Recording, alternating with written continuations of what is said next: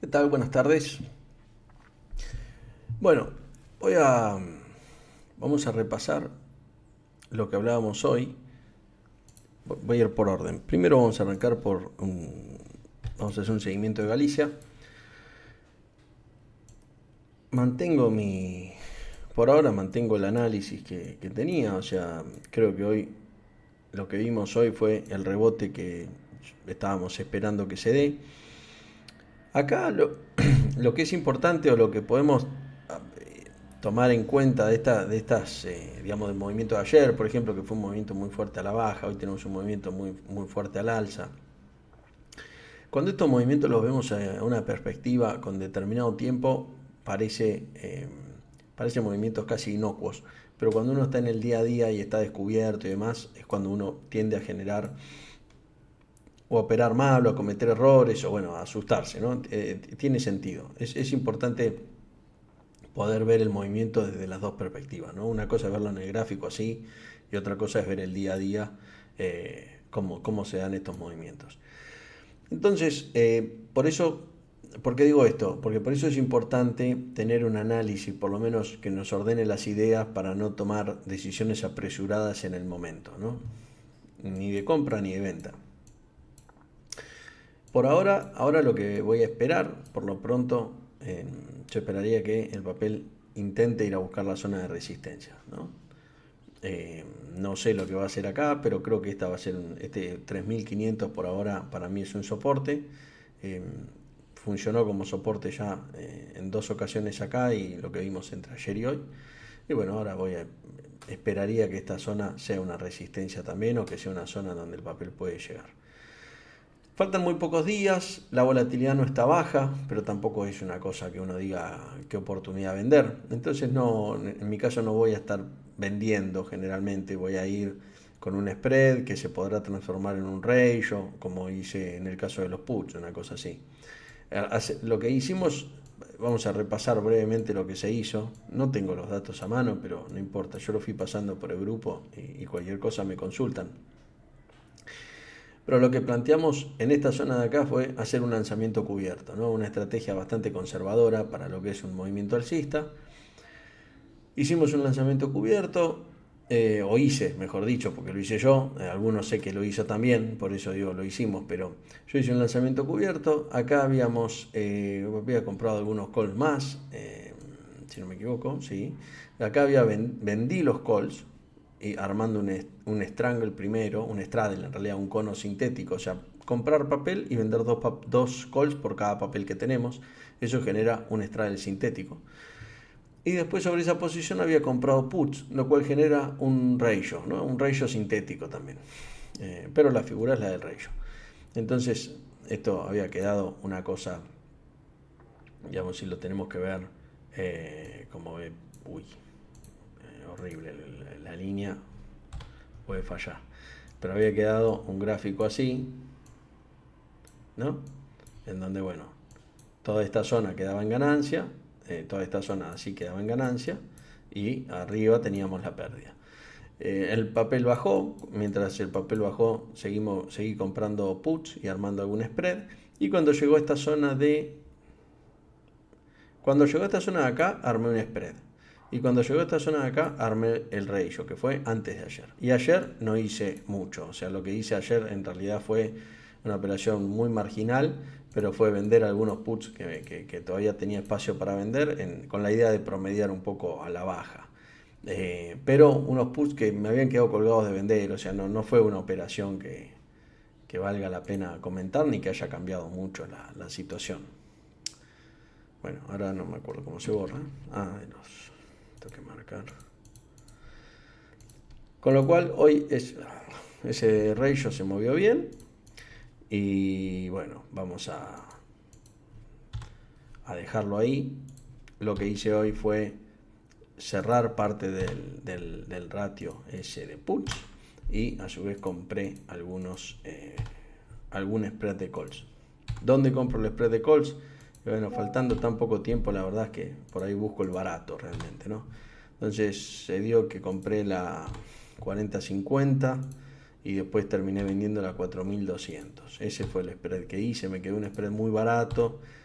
es barato en términos de precio, ¿no? Absoluto, o sea, pagué, no me acuerdo si 10 mangos en total, eh, o menos de 20, porque 20 fue cuando lo empecé a armar, terminé pagando 10, 15 por, más o menos, con lo cual me parece que quedó barato. Si el papel se va a 4.000, va a ser un spread interesante. Ahora faltan muy pocos días, con lo cual yo no recomiendo vender. Imagínense que si ayer hubiésemos estado vendidos, hubiésemos tenido que ajustar hacia abajo. Tenemos gama negativo si estamos vendidos. Si ayer hubiésemos tenido que ajustar hacia abajo y hoy tendremos que ajustar hacia arriba. Digo esto y ayer tenía una posición de un Ration Put. Ustedes me pueden decir, bueno, pero estabas vendido. Sí, pero lo que pasa es que venía con una estrategia armada y el break-even me quedaban 3.200. Entonces había bastante margen, la verdad. Pero igualmente me estaba yendo de días. No me gusta tanto tener esa posición faltando tan pocos días. Esa es la verdad. Eh, Me digo que se me escapó la tortuga ahí. Por más que haya salido bien la operación, no es una operación deseable para mí tener. Así que bueno, básicamente ahora mantengo mi visión alcista y bueno, y a tener cuidado con no pagar cualquier cosa porque al faltar tan pocos días las primas se pueden, con un día de retroceso se desploman todas las primas, ¿no? Así que bueno, eso es Galicia. Vamos a ver lo que hablábamos hoy en el grupo. Bueno, el tipo de cambio hoy marcó un mínimo en 1250 y llegó a 1293 al cierre. La verdad que subió 40 mangos, la brecha subió 7%, ¿no? El MEP subió 2%. Hubo movimiento de todo tipo, hubo movimiento de brecha, hubo movimiento de hard dólar, los AIL 30 pasaron por encima de los 50, 4% de suba en promedio, o sea, bueno, 4% en realidad el AL no es en promedio no sé, pero están en torno al 2 al 3. Los futuros bajando fuerte, acá sí, en torno a los 18 puntos y las letras subiendo. Acá vemos alguna diferencia con lo que se venía viendo estos días. También es verdad que un día no hace a la diferencia, hay que ver el promedio de los días, lo que va pasando, y hay que seguirlo. Pero lo que sí estamos viendo son los futuros que siguen bajando a ritmo constante. Hoy bajaron fuerte. Ayer se conoció la noticia de que, bueno, algunas buenas noticias podemos decir son buenas noticias para el mercado, porque decían, o se conoció que el, el gobierno se reunió con algunas ALICs hablando sobre el tema del blanqueo y mencionaron que bueno, que estaban los intereses o los capitales ya vamos a decir disponibles para pagar en el 2025. Bueno, salieron algunas críticas por un lado, algunos más a favor y otros más en contra respecto a esa noticia.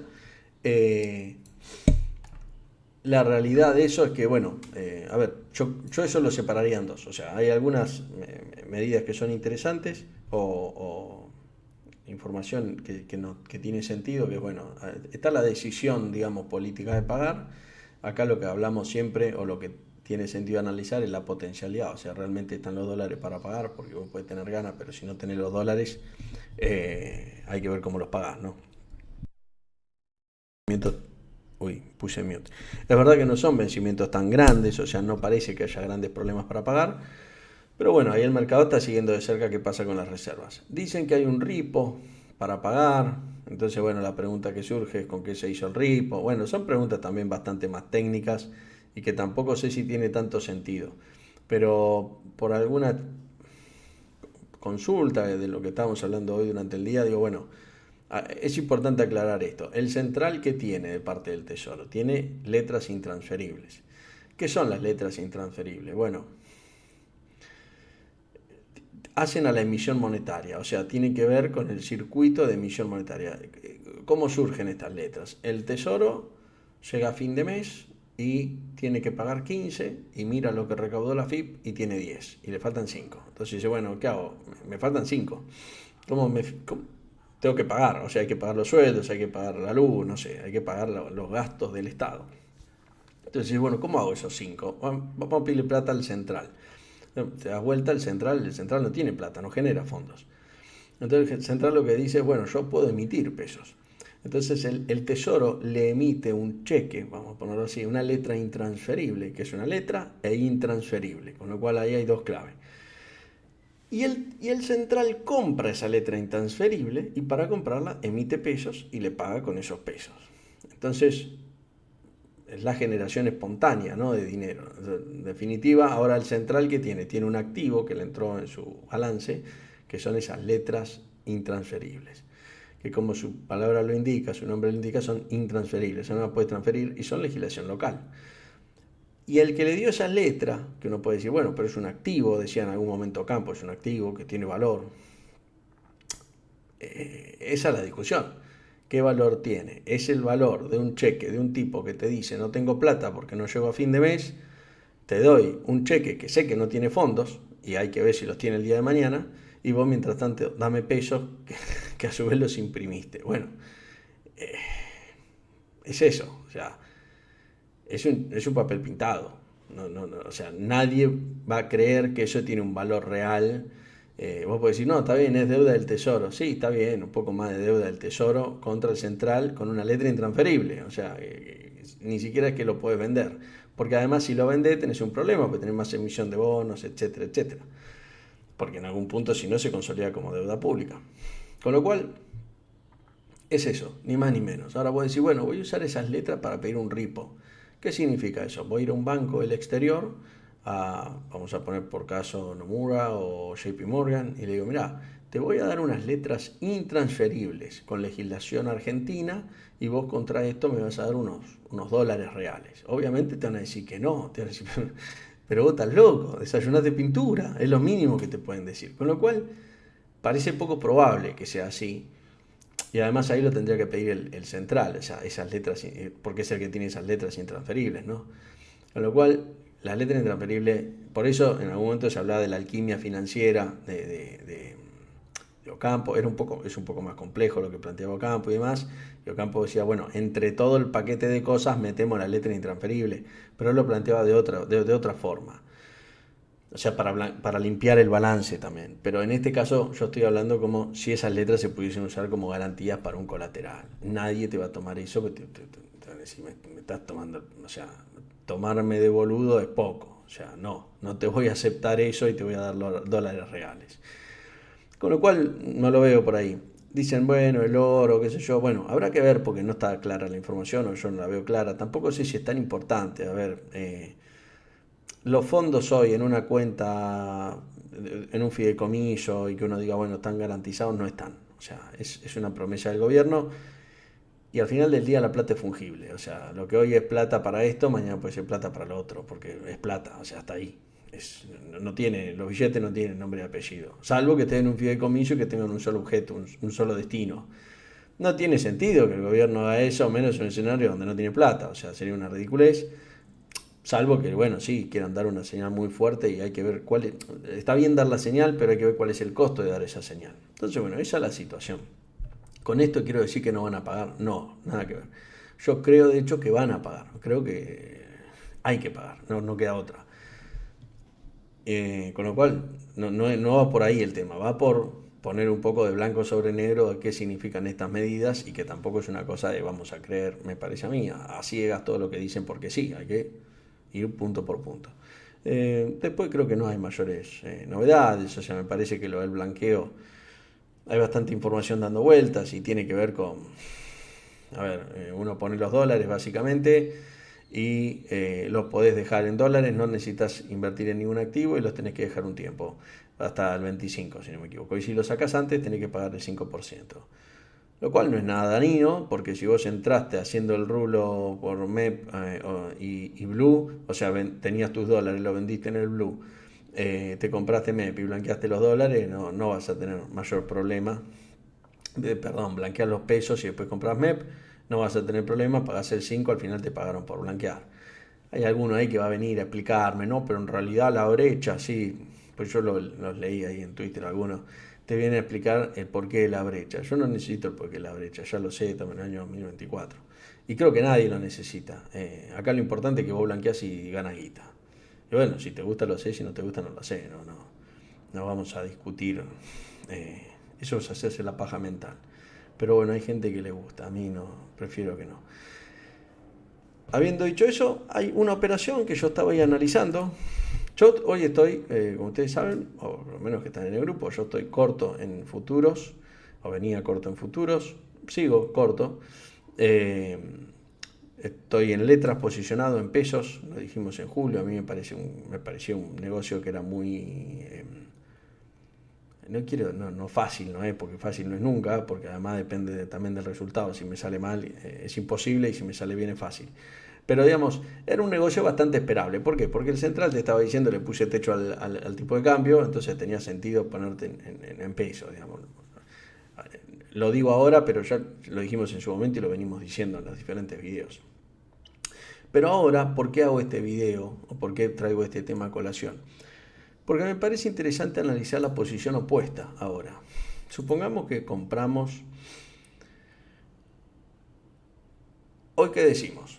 Vendo, o hoy, ¿qué decía yo? ¿No? O qué digo, porque hoy estoy posicionado acá, pero puede cambiar. Pero estoy analizándolo porque todavía no tengo bien el modelito. Vendo, vendo futuros porque espero que el tipo de cambio se vaya, el tipo de cambio, digamos, de los futuros converja con el oficial en la zona de 1016. Vamos a tomar esa premisa. Algunos mira, vamos, pero puede ser 1100, puede ser 1030, no sé, lo que sea. Como el dólar, voy a tomar diciembre, ¿no? Como estaba más alto diciembre, bueno, yo venía vendido, ¿no? Ahora, por ejemplo, supongamos que va a ir a 1100. Entonces hay 42 mangos de spread acá. De diciembre a finish, al vencimiento va a valer 1100, pongámosle, son 42. Ahora, el tema acá es, esta es una operación que podría uno venderse en futuros y comprar, por ejemplo, las letras. Entonces, si esto sucede, vamos a estar ganando la plata de los futuros, que además para vender el futuro vamos a incorporar, o sea, vamos a constituir garantías con letras, y entonces con la letra vamos a ganar el interés. Y el interés de la letra a diciembre es un 54% de tasa. Y si a diciembre encima no hay cepo, bueno, significa que vamos a ir a un dólar de 1100 y todo, la vida nos sonríe y canta, ¿no? Como Elio Rossi, nos va perfecto. Ahora, ¿qué pasa si el tipo de cambio se va a 1200, por ejemplo? Bueno, ahí ya empezamos a tener un problema, porque el futuro ya no vamos a ganar 42, sino que vamos a perder 60. Y la tasa, o sea, la letra, en 1200, la letra la tenía acá abajo, no sé qué estaba mirando antes, perdón. La letra en 1200, bueno, todavía vamos a tener margen y vamos a estar ganando, ¿no? Con la letra, porque tenemos margen acá. 1293. 1500 es el dólar de equilibrio a diciembre. 1500. Con lo cual ahí vamos a estar ganando y vamos a estar perdiendo por el futuro. Pero si nosotros compramos letras y compramos el futuro, ahí es otra operación. Ahí lo que estamos haciendo es, vamos a decir que es un sintético de dólar link. Lo que estamos haciendo es supongamos que converge hacia abajo el tipo de cambio, entonces vamos a tener una pérdida por ese tipo de cambio. Vamos a volver al mismo ejemplo, 1100 para partir de un escenario. Entonces vamos a tener una pérdida de 42 pesos en el futuro, y eso lo vamos a cruzar contra la ganancia que tengamos en las letras, ¿no? Entonces en este caso vamos a tener una ganancia en las letras. Yo lo hago, por ejemplo, con 200.000 dólares, que los paso a pesos al tipo de CCL. Vamos a hacer el CCL actualizado, vamos a poner 1290 para hacerlo. Entonces la tasa directa es 18 puntos. Bueno, el P&L acá son, esto es en millones de pesos, ¿no?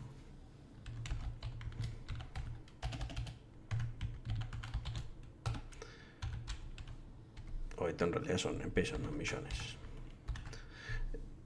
Son 46 o 47. Compramos el ROFEX diciembre, que ahora ROFEX diciembre dijimos que estaba 42, 44, vamos a poner 43, 1143. Y la estimación va a ser que acá vamos a ganar 47 millones y acá vamos a perder 8.600.000, ¿no? Y el P&L va a ser de 38. y en dólares reales, o sea, vamos, en dólares cash, ¿no? Lo que nos importa, si los tipos de cambio convergen en 1100, van a ser 34.872, lo cual es un retorno del 17%. Y acá podemos jugar con el escenario, ¿no? Supongamos que el tipo de cambio está en 1200. Bueno, obviamente ahí vamos a estar perdiendo un poco, vamos a estar ganando menos porque se nos fue el tipo de cambio. Supongamos que esté en 2000, vamos a estar ganando menos. Y supongamos que el oficial se nos vaya a 2000.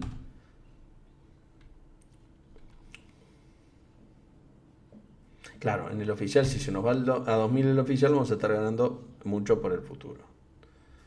Por la letra vamos a estar ganando lo mismo, no cambia nada, pero vamos a estar ganando el adicional por el futuro, ¿no? Entonces ahí es donde vamos a estar teniendo esta diferencia. El problema sería que la brecha se agrande, digamos, el riesgo sería que la brecha se agrande.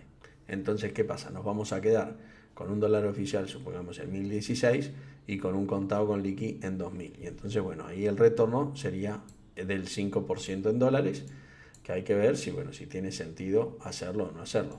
Obviamente estas son operaciones que no son las más fáciles, por ahí no son las más lineales, son más para un trader o un inversor también, pero para el que tiene una visión más macro y que está un poco familiarizado con la operación de futuros y, bueno, y de letras. Y además tenemos varios riesgos que a ver, cuando hablamos de riesgo no hablamos de cosas que solamente tengan una probabilidad muy alta de ocurrencia. O sea, podemos tener el riesgo de default. Después podemos discutir cuál es el riesgo de default. Pero el riesgo de default existe. El riesgo de default de las letras. El riesgo del riesgo de que la brecha se ensanche. El riesgo de que, etcétera, etcétera. Hay un montón de riesgos que lo importante es tenerlos identificados y después le asignamos una probabilidad. No hay que caer en el análisis binario de, bueno, como creo que es bajo el riesgo, no es un riesgo, porque después es donde las operaciones bien hechas fallan, cuando uno no considera ciertos riesgos que existen. Acá hay un riesgo incluso intermercado, o sea, porque ROFEX, yo opero ROFEX, pero ROFEX es ROFEX. O sea, a mí no, que no me vengan a vender que ROFEX es el CME, porque ROFEX es ROFEX. ROFEX, cuando tuvo que cambiar los precios de los futuros, los cambió y no se despeinaron. Entonces, es ROFEX. El riesgo ROFEX para mí es un riesgo latente. Después podemos decir, bueno, es bajo porque este gobierno, bueno, está bien, pero no deja de ser ROFEX, ¿no? Así que bueno, básicamente esta es una idea que estoy viendo. Lo que me queda definir acá es algunas variables y ver cuál es el contrato más interesante para armarlo. Así que bueno, espero que les haya servido, por lo menos para que ustedes lo puedan analizar o ver algunas ideas en paralelo y ver a ustedes qué les parece.